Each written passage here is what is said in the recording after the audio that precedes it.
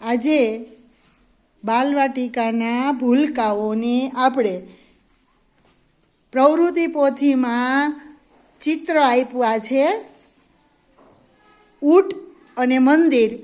તેની અંદર આપણે ગુંદર લગાવીને રેતી ઉપર ચોંટાડવાની છે. તો તમે બધા તૈયાર છો? સરસ, વેરી ગુડ, શાબાશ. ચાલો તો સરસ મજાનું ગુલાબ કરી દો, સરસ મજાનું કમળ કરી દો,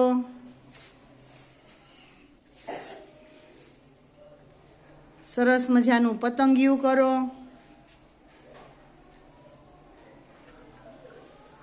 સરસ, વેરી ગુડ, શાબાશ. ચાલો તો તૈયાર છે ને? ચાલો બતાવો તો તમારી પ્રવૃત્તિ પોથી છે એમાં તમારે જેમાં ઊંટ અને મંદિરમાં પૂરવાનું છે. ભાઈ ચતું રાખો સુનિલભાઈ. હા, સરસ, વેરી ગુડ, સરસ. આવી રીતે ફેરવી દો આમ. હા, આમ. હા, સરસ, સરસ, શાબાશ. ચાલો તો નીચે મૂકી દો. ચાલો હવે અહીંયા ધ્યાન આપો, હું તમને કહું છું. ચાલો આ બાજુથી આવી જાઓ બે ભાઈઓ, તમારી અહીંયા પ્રવૃત્તિ પોથી છે ને, બેસી જાઓ. હવે આપણે તમને અહીંયા રેતી ચોંટાડેલી છે કે બતાવો તો ભાઈ અમને આ ચોપડી બતાવો તો ઊંચી કરીને. જો આવી રીતે તમારે રેતી ચોંટાડેલી છે, જુઓ બધા. હવે આવી રીતે તમારે રેતી ગુંદર લગાવી અને લગાવવાની છે. ખ્યાલ આવી ગયો? હવે કેવી રીતે, તો આપણે એ નમૂના માટે બતાવ્યું હતું. હવે તમે બધા એ જોયું, હવે અહીંયા પ્રેક્ટિકલ તમને બતાવીએ છીએ.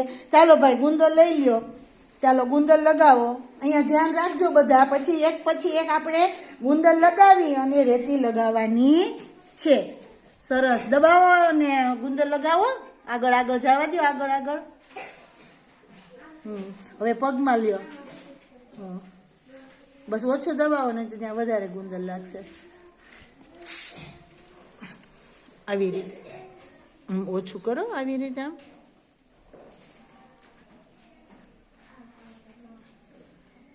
બસ હવે આંગળી ફેરવી દે. પેલા આમાં મંદિરમાં કરો, પેલા હાલ્યો મંદિરમાં ગુંદર લગાવો.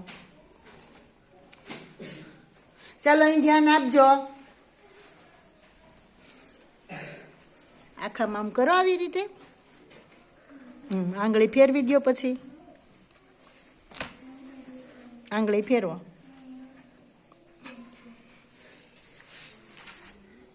સરસ ચોંટાડી દો, સરસ ગુંદર.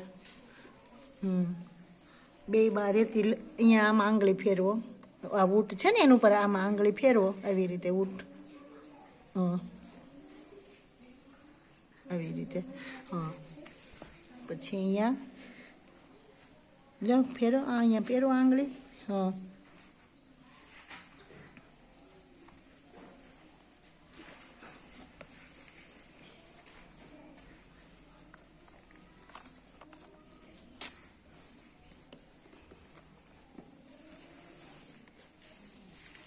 સરસ, વેરી ગુડ.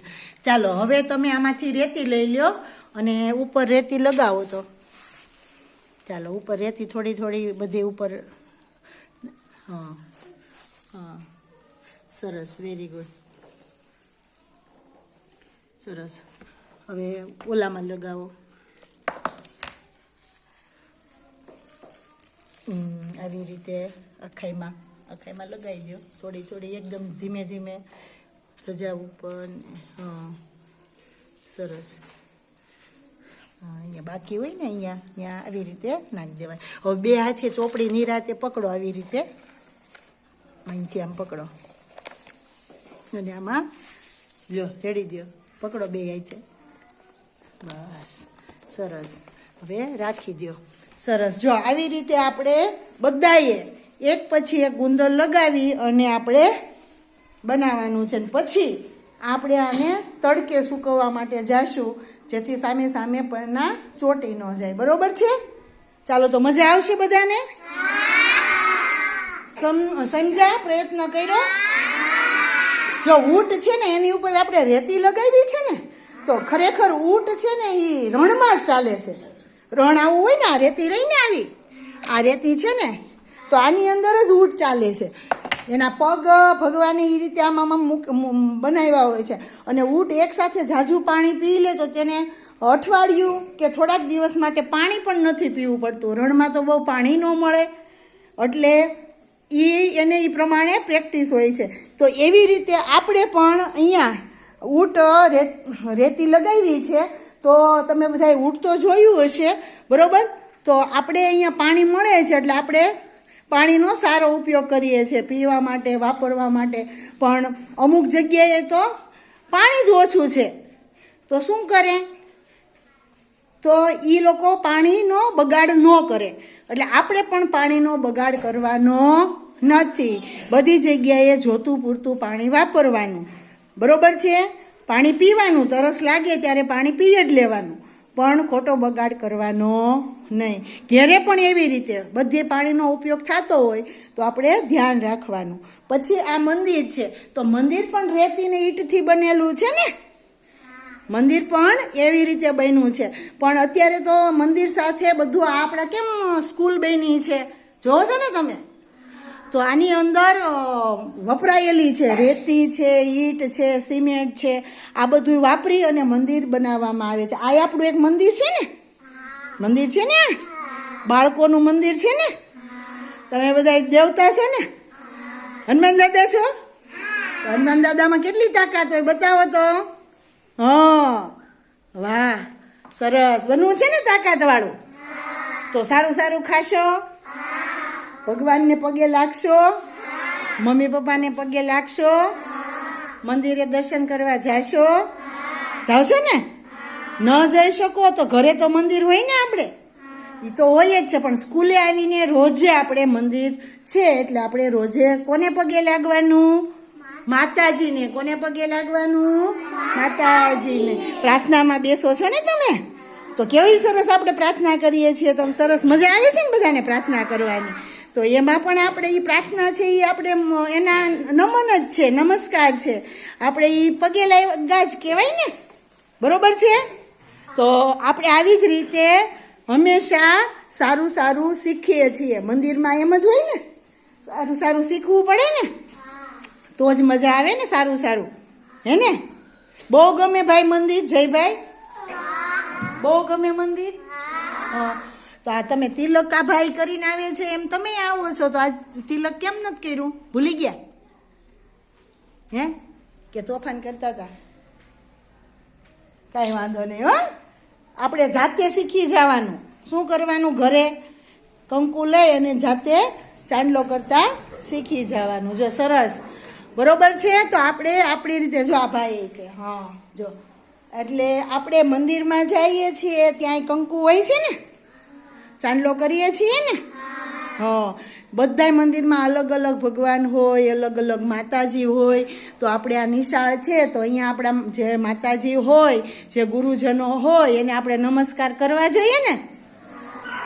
તો આખો દિવસ આપણને પ્રાર્થના કરીએ, સારું સારું શીખીએ તો જલ્દી સારું યાદ રહી જાય ને. અને આપણે હોશિયાર બનીએ. એવું કાંઈ નહીં કે ગોખણ પરટી કરીએ તો જ હોશિયાર બને. બધી વસ્તુમાં નિપુણ બનવાનું. જો ચિત્રો તમને બધાને આવડે, કેટલાને ચિત્ર દોરતા હવે આવડવા માંડ્યા છે? વાહ, તમને મનગમતા ટ્રાય કરો છો ને, મનગમતા ચિત્રો દોરવાની. સરસ. તો મજા આવે છે ને? હા, વાર્તા કહેવાની મજા આવે છે. કેટલાને મજા આવે છે? ઊંચી આંગળી કરો તો તમે મંદિરની વાર્તા કહી શકો, ઊંટની વાર્તા કહી શકો, કોઈ પણ તમારી જાતે બનાવીને વાર્તા કહી શકો. તમે ગીત પણ જાતે બનાવી શકો. તમે સાયકલવાળું ગીત બનાવેલું છે ને, એવી જ રીતે તમે બનાવી શકો. અને સાયકલ હાંકો છો ને બધા? હા, એવી રીતે. પછી જોક્સ બનાવી શકો, ઉખાણા બનાવી શકો, બરોબર છે? જોડકડા બનાવી શકો, વાર્તા બધું બનાવીને તમે લખી શકો અને દોરી પણ શકો. રેડી? ફોટા પાડી શકો, બધું કરી શકો તમે. તો આપણે અત્યારે આજે બે પ્રવૃત્તિ જે કરી સરસ મજાની, તો એનામાંથી આપણે શીખ મેળવવાની છે. કેવી શીખ? તો આપણે કેવું બનવાનું છે? ચાલો બધા હાથ ઊંચો કરીને કહો, હોશિયાર બનશું. બનશે ને? વાહ, સરસ. તો મજા આવશે ને આ પ્રવૃત્તિ કરવાની? ચાલો, તો આવી જ રીતે આપણે આગળ પ્રવૃત્તિ કરશું. મજા આવી ગઈ આયુષભાઈ? મજા આવી પ્રવૃત્તિ કરવાની? સરસ. ચાલો, તો સરસ મજાની તાલી પાડી દો. શાબાશ, વેરી ગુડ.